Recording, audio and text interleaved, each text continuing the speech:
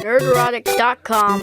This movie is got the most insane pacing that I've ever experienced in a movie ever, I think. We don't even have like any kind of discernible structure or any cause and effect in terms of plot. We literally just rocket from one scene to the next. Suddenly we're in one galaxy, we're in the next, we're with Mario, we're with Peach. There's no real like storyline to tie it all together. It's just one set piece, one action sequence after another. If you're a little kid who's a big fan of Nintendo, you're absolutely going to love it because it just gives you that absolute constant dopamine hit for 90 minutes. It never lets up. It doesn't get bogged down in anything, character, plot, story, anything like that. It is just action scene after action scene, member berry, references to the games and stuff. If you're big into Nintendo, you will absolutely love it. But if you're looking for any kind of discernible plot or anything, there's almost nothing to analyze. Like, I couldn't even pick out a 3-act dramatic structure with this movie. It just doesn't have one. It's like a missile that's just like rocketing towards its destination. That's all you get with this. If you're an adult, unless you're massively into Nintendo, you're probably going to be a bit lost with this one and a bit overwhelmed. If you're a little kid, a big Nintendo fan, you'll absolutely love it. So it just depends on your perspective. We do have storytelling involved with this. It's called 40 Years of Nintendo. If this movie comes out and Nintendo doesn't exist as a company,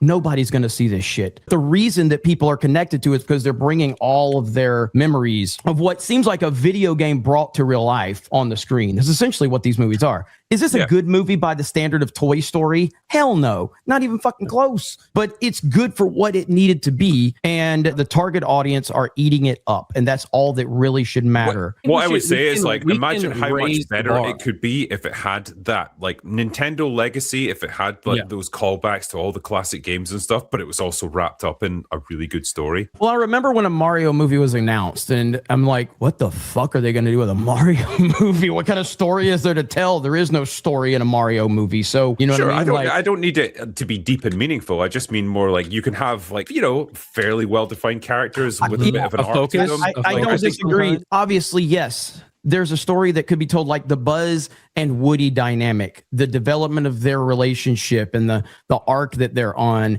We are completely missing that in these Mario movies. There's no depth or anything like that. And I'd like to see more of that depth, 100%. With that said, though, it's going to work for the audience that it's made for. And that's the bottom line. Well, I'm part of the audience, and it didn't work for me. Like, I fucking have a tattoo of Mario. Ooh. I love Mario.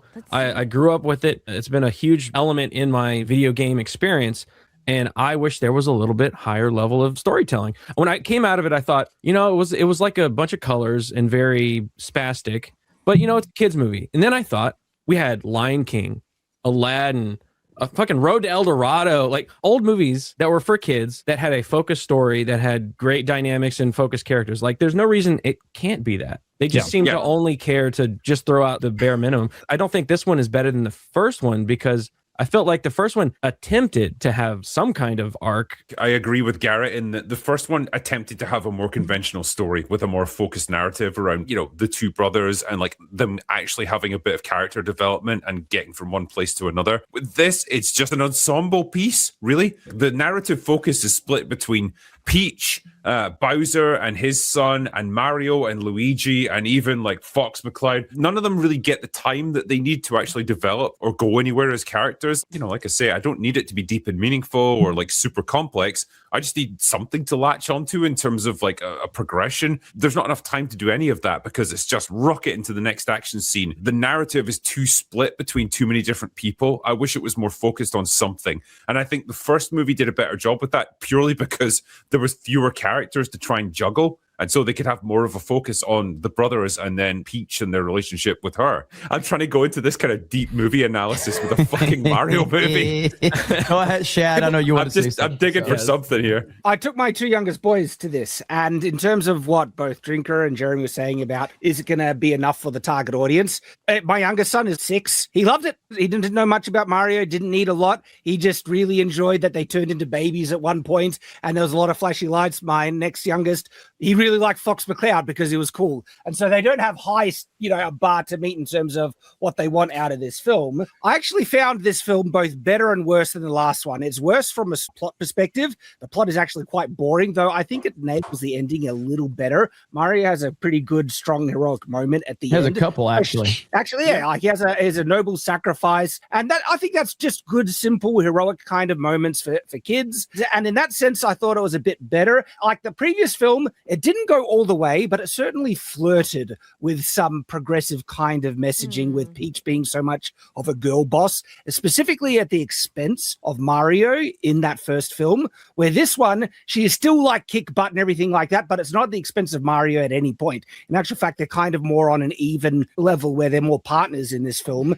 And so I appreciate that they weren't kind of flirting with that. It is funny though, like watching how these movies have to like circumvent the save the princess trope. They always have to find a solution to it. In the first movie, Luigi was the damsel in distress in the first one. And in this one, it's like Rosalina is now the princess that has to be saved, and she can only be saved by another fucking princess. Like we all fucking on this panel, we all understand the rules that govern modern Hollywood, and you couldn't have a princess being saved by a guy. It's not fucking allowed ever. So they always have to come up with a way to circumvent it. Either she saves herself, or in this case, she gets saved by another girl. It's like, okay, fine. I get that you have to do it because fucking. You know what? I want a princess to really get caught, Drinker, and then have to save herself in real life to show the ramifications. It's just funny. It's funny watching the goofy ways that they have to get around this shit. And it's like, okay, if it makes everyone at home feel better, fine. Like, go for it. I'm gonna push back on Drinker a little bit here because you're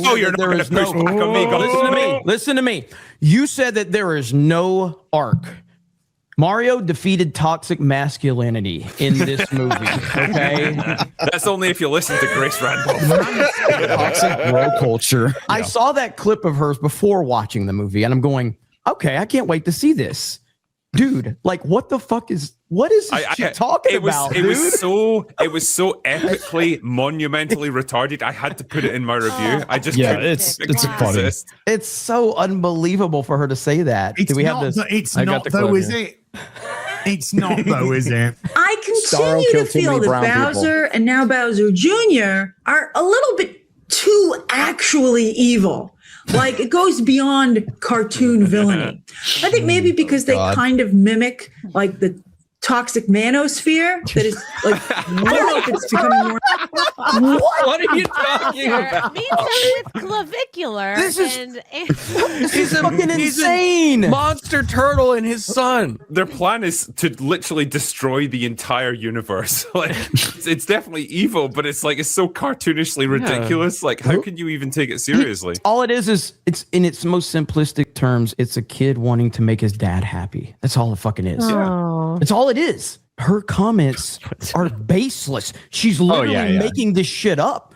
Like, there's nothing to point to that. It's crazy. The bad guys are a little too bad. Grace is a retarded take factory at this point. Like, it really is. I really think she's latched onto Bowser in the first film, which is forcing Peach to marry her, taking away the agency of her body and all that stuff. And then just applying it to the second film without any context, just saying it's all toxic masculinity still because it's the same character. And it's like, there's nothing like that in the second film. By far and away, Peach is the most annoying character in the entire movie universe. I think she hurts both films significantly. I think that scene in the casino or whatever in this movie where she literally beats up like 150 or 200 fucking people with no problem at all. And it kind of begs the question of like, why does she need anybody? She's got a power up the whole time. She's got the star and Mario the whole fucking time. You can't hurt her. She takes no hits. There's nothing that phases her. She knows everything. I guess the only point is that they don't use her to kind of talk down to the male characters per se, but it's still annoying as shit. Well, it's frustrating because like, not only does she have this incredible ability to fight and take on anyone, like she's way more skilled than Mario when it comes to like fighting dozens and dozens of henchmen simultaneously, but she's also the girl who's the key to everything because she's got that secret power thing with like Rosalina.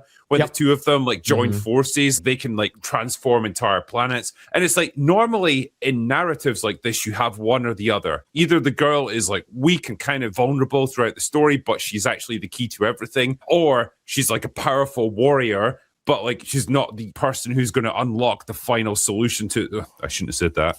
The final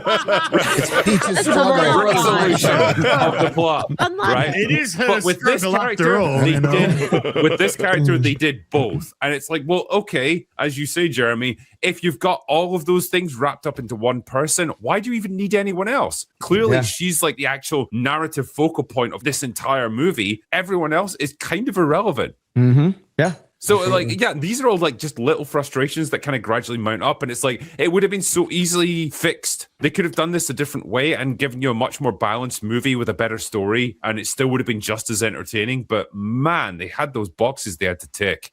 Is this from Friday? It's going to flirt with about 200 million worldwide within a 5 day. And it's going to have legs, right? Yeah. And 375 million worldwide 5 day. I'm sorry. 375 million. What did the first one do? Right at that, about 3. Well, no, but what was its worldwide total? About 1.3. 1.3. And they pulled it kind of early. For all intents and purposes, it might perform slightly better here domestically in that opening, or slightly worse. Could be slightly better internationally, or slightly worse. It's going to perform very similar to the first movie. Maybe it's going to make $1 billion for sure. Oh, yeah. There's been a lot of speculation that all of this is going to lead to a Smash Bros. Movie, and apparently Miyamoto has kind of shot that idea down. This is a license to print money, man. Yeah. We need a Star Fox movie. Dude, so Star Fox, he's Han Solo, man. He's fucking awesome. Totally, you know what I mean? Like, Star Fox is not a huge IP on the game side. It's just not. It's just like Metroid. There's an idea. There's kind of an illusion that these games are massive. They're not really that big. However, I think Fox McCloud and his Star Fox group, I think that could be a fucking awesome animated movie. Dude, yes. 100%. All right. Now, the problem is the crowd that is going to bring in. Yeah. Dang it. And they're already all over Fox McCloud. And it's Really really unfortunate. Weird. Like, there's some of the most weird, degenerate shit I've ever seen. Hear me out, Jeremy. We let this happen. We get them all in the theaters. Then the final solution. Sadly, I do not believe that a Smash Bros. Movie is in the future. And I'll just say this. Based on the 2 movies we've gotten, does it seem like they're planning anything in depth out? No. Okay. Their idea is just throw a bunch of Nintendo characters into this shit and just do a bunch of member berries, and it's working for them. To do a Smash Bros. Movie, that's going to take some legit planning, writing, development, licensing, and all this shit. So it's a really big ask. I think it should be. I mean, I would love to see a Smash Bros. Movie on screen. It would be incredible. But I mean, honestly, you could do all the characters that they've already put in these movies and then include Sonic, and it's like a minor crossover, and you can have like a lot of characters already just in the Nintendo world. Just before we leave this movie discussion, Jeremy, as Brie Larson's biggest cheerleader here, like, how did you find her in this movie? I don't like admitting when Ryan is right, but Ryan has been calling this for months. You must not like a lot of things. She is fully on the redemption arc, and she's been like this with the marketing and all of that. She's been very, very thankful to be part of this. She's been super, super, respectful to the fans and the IP. Yeah. I am delivered. Nerderotic.com. Please subscribe.